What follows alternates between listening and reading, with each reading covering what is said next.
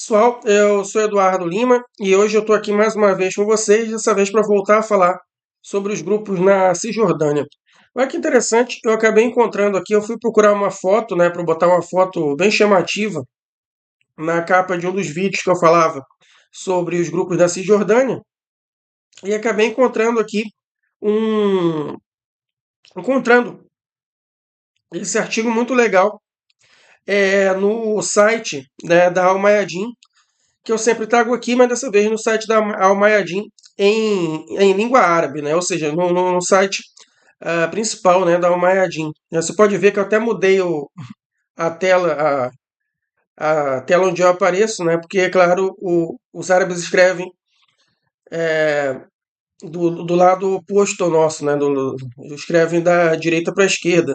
Aí o texto fica para lá, tem que ficar para cá. Muito interessante isso aqui. Na própria tradução você vê como é que fica as linhas, né? Mas de qualquer forma, essa tradução foi muito interessante. Foi uma tradução bem literal, assim, bem.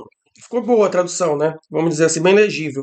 E deu para entender assim algumas coisas sobre como funciona a guerra de guerrilha na Cisjordânia, que é um assunto que está que gera muita curiosidade em mim, né? Porque como a Cisjordânia, que é completamente militarizada ali por Israel, ocupada por Israel, ainda conseguem sobreviver e agir esses grupos, esses pequenos grupos de guerrilha que agem ali, atacando os soldados e colonos israelenses, né?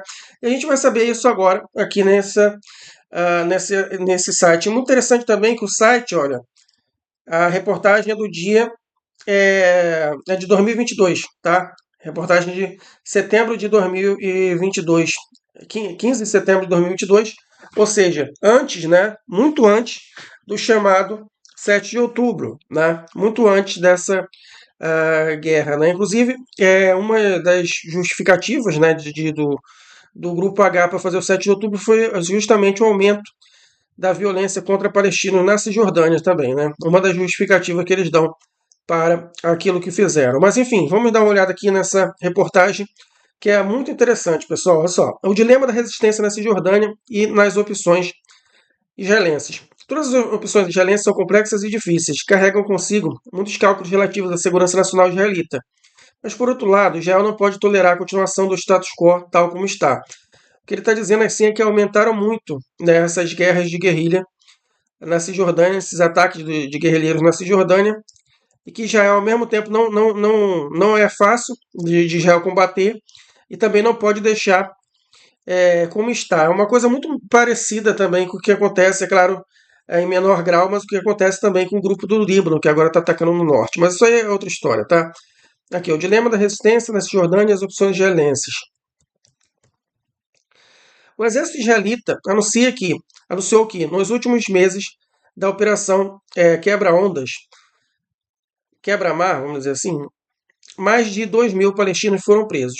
Quase 300 tipos de armas foram confiscados e mais de 312 operações de comando foram frustradas durante este ano. Então, eles prendem, né, muitos, não tem palestinos durante esse ano na tentativa ali de acabar com a guerra de guerrilha, tá? É importante notar que a Operação Quebra-Ondas baseia-se na sua filosofia militar e de segurança no esgotamento permanente contínuo das capacidades da resistência, especialmente no norte da Cisjordânia, de modo a erodir gradualmente fatores que impulsionam a continuação do estado de resistência, assim eliminando, sem a necessidade de uma operação militar israelita intensa em grande escala, semelhante à Operação Escudo Defensivo em 2002, no qual o exército israelita reocupou áreas da autoridade palestiniana. Contudo, apesar de tudo isso, o exército israelita admite que encontra grandes dificuldades em parar as operações de resistência, especialmente as operações de tiro em toda a Cisjordânia. E o chefe do Shin Bet, Roner Bar, anunciou a um aumento de 30% em operações de tiroteio em comparação com no ano passado. Sofremos mais de 130 tiroteios este ano, em comparação com 98 em todo o ano de 2021 e 19 de 2020.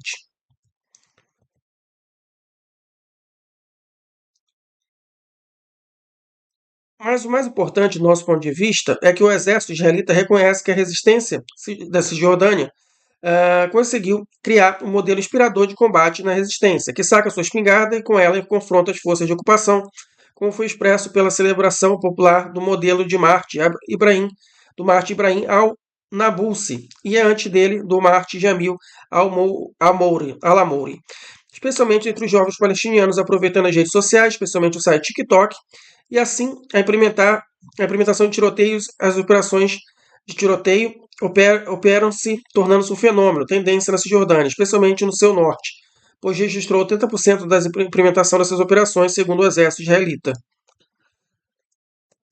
Ou seja, muitas dessas operações, lembrando, são operações. Como é que eu vou falar o nome? Para não falar o nome que dá problema para o YouTube, são operações kamikaze, vamos dizer assim, né? Para não falar a palavra com S, são operações kamikaze, assim que eles vão atacar um posto de controle e eles sabem que eles vão morrer na hora, mas eles vão matar também, né? São esses tipos de operações, assim, que geralmente são operações de tiroteio. Algumas casos eles conseguem fugir, mas na maioria dos casos não. Então são operações que eles sabem que tem um alto grau de risco, né? E recentemente eu postei um vídeo recente sobre uma dessas operações, só que foi feita em Tel Aviv, tá? Poxa, aconteceu agorinha, né? As declarações dos líderes dos sistemas militares e de segurança israelitas começaram com o reconhecimento de que a Operação Quebra-Mar não atinge os objetivos desejados e que a continuação da situação na Cisjordânia nesse estado está a levar Israel a uma catástrofe estratégica de segurança, cujo impacto não se limitará apenas às áreas de Cisjordânia, mas se estenderá para além delas até os territórios da Palestina ocupados em 1948. O número crescente de alertas de segurança emitidos pelos serviços de segurança israelitas indicava intenções de realizar operações de comando dentro da Palestina ocupada em 1948.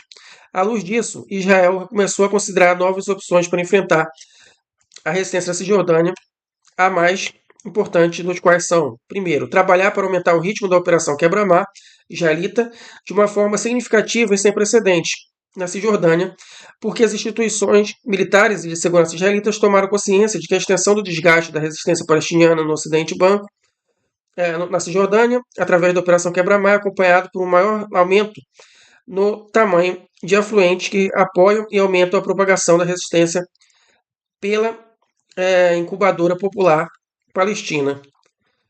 É muito interessante, né? Quase não tem vírgula, por causa que é a tradução do árabe. Mas vamos dar uma olhada aqui, tá? Eu esqueci de postar o mapa, mas é importante postar porque a pessoa precisa entender a geografia, né? Lembrando, eu sei que muita gente aqui já conhece a Palestina, mas o canal tem ganhado tem aumentado, né, a audiência, é bom para ajudar as pessoas a entender a questão, tá? Quando eu falo Cisjordânia, eu estou falando dessa área aqui, tá, pessoal? Dessa área aqui. Essa área aqui que foi designada para ficar, para ser dos palestinos pela ONU, né? Eles não aceitaram a divisão, né? Ninguém aceitou a divisão proposta pela ONU, né? Os palestinos não aceitaram, com razão. Mas aí Israel ocupou essa área assim mesmo, tá? Então, quando eles falam territórios ocupados em 1948, estão falando dessa área aqui, tá? Que é a área efetivamente colonizada, controlada por Israel, tá?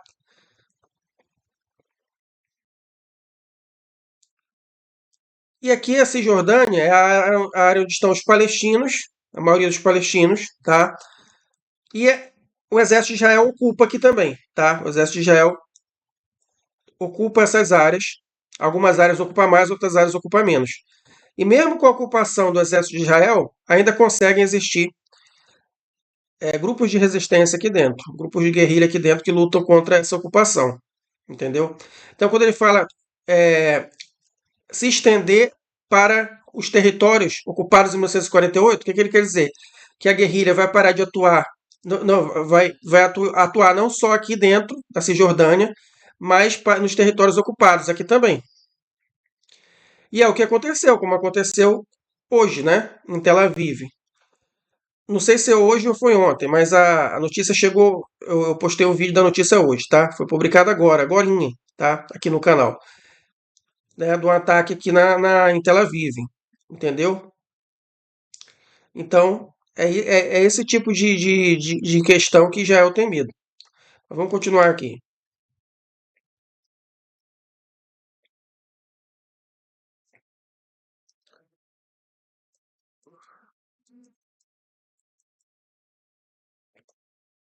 É claro que as formações militares de resistência se espalharam por todas as províncias do norte, não se limita ao Jenin. Aqui está o país de origem, mas provavelmente é uma tradução errada, quer dizer o local de origem, tá? Local de origem do fenômeno, para além do envolvimento de novos setores populares no trabalho de resistência, como a convicção popular palestina de que a ideia de coexistência com a ocupação sob o slogan de uma solução de dois estados nada mais é do que uma grande ilusão e um disfarce para permitir mais assentamentos, judaização e cerco aos palestinos em preparação para o seu deslocamento e anexação da Cisjordânia. Isso aqui é interessante, tá?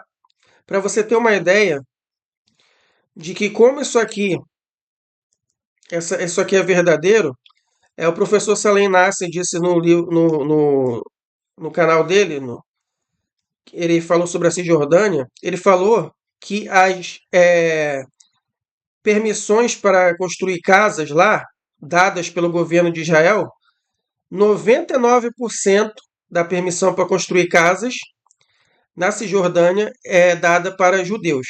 99% das vezes das permissões são para judeus e 1% para palestinos. Tá? Não precisa nem ser um grande gênio para ver o quanto isso é injusto. Né? Então, quer dizer, é contra isso que os palestinos lutam. Né?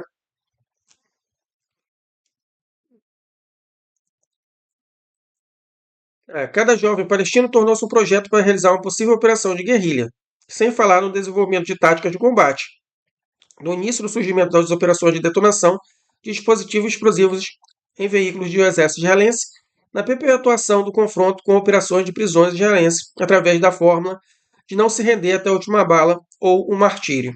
Então, isso aqui eu estou falando, né? Operações de martírio, né? Que eles sabem que vão morrer, mas vão lá e atacam.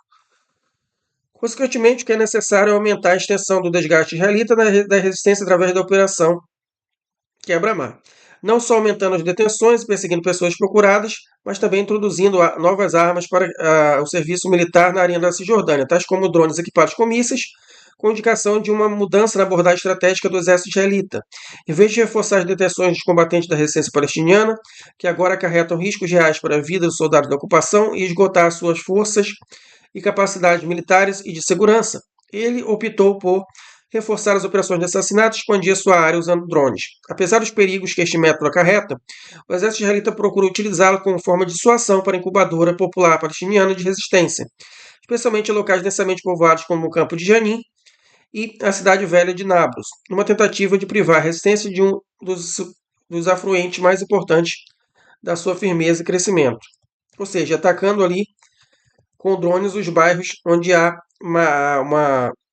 uma resistência tradicional, né? Uma resistência já histórica ali nesses bairros. Aqui, Janin, tá? Ele está falando aqui, e Nablus.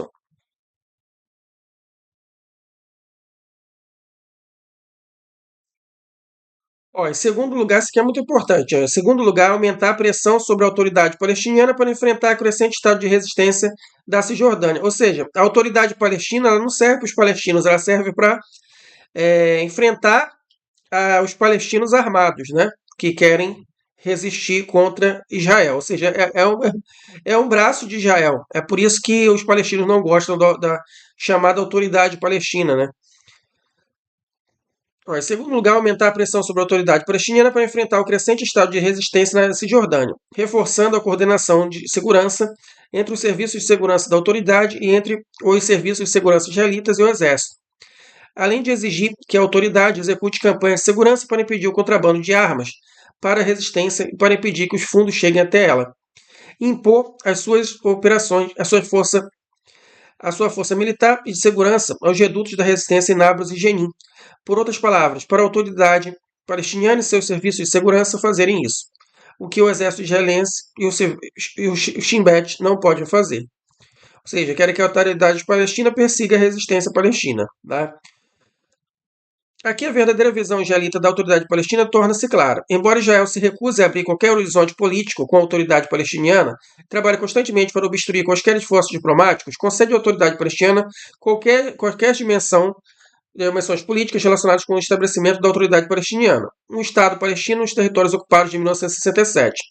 Israel exige o fortalecimento do papel de serviço de segurança da autoridade, como se reconhecesse que a função da autoridade palestina, na visão israelense, é apenas um papel de segurança para proteger a segurança de Israel e seus colonos, longe de qualquer dimensão política relacionada ao estabelecimento de um Estado ou ao direito à autodeterminação. Ou seja, a autoridade palestina é a autoridade contra a Palestina, né?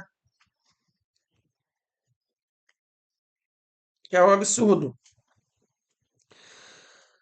No entanto, esta questão entra em conflito com a rejeição do movimento de campo de Fatah, do Fatah, que está a expandir-se dentro da Cisjordânia, está a criar raízes à medida que o estado de confronto com a ocupação continua cada vez mais, e vê a coordenação de segurança com a ocupação como um ato fora do enquadramento nacional palestino. Algo que foi claramente expresso tanto pelo pai do Marte Raad Kazem, como pelo pai do Marte Abraham al-Nabulsi, apesar de ambos pertencerem ao Serviço de Segurança da Autoridade Palestiniana. Além disso, o Fatah contesta nas primeiras fileiras da liderança da autoridade a sucessão do presidente Mahmoud Abbas, uma vez que alguns deles consideram que o reforço da coordenação de segurança com a ocupação é uma carta de força para uma facção dentro da autoridade em detrimento da outra facção. E assim Israel perdeu uma carta importante e central no controle da situação de segurança na Cisjordânia.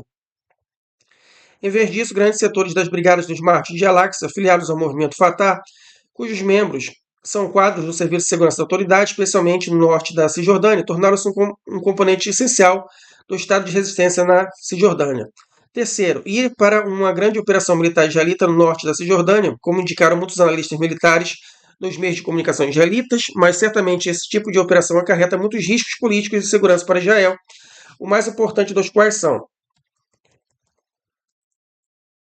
existe uma grande possibilidade que Israel se encontre no dilema de unificar as arenas de confronto palestino semelhante à Batalha da Espada de Jerusalém, especialmente depois de estabelecer a equação de unidade de arenas na última batalha em Gaza. Portanto, a extensão de preparação para qualquer operação militar israelita no norte da Cisjordânia exige preparação para uma guerra em todas as frentes palestinas, à luz das intensas tensões entre o grupo do Líbano e Israel no norte em relação ao campo Karesh, que emerge o medo israelense de uma guerra em múltiplas frentes.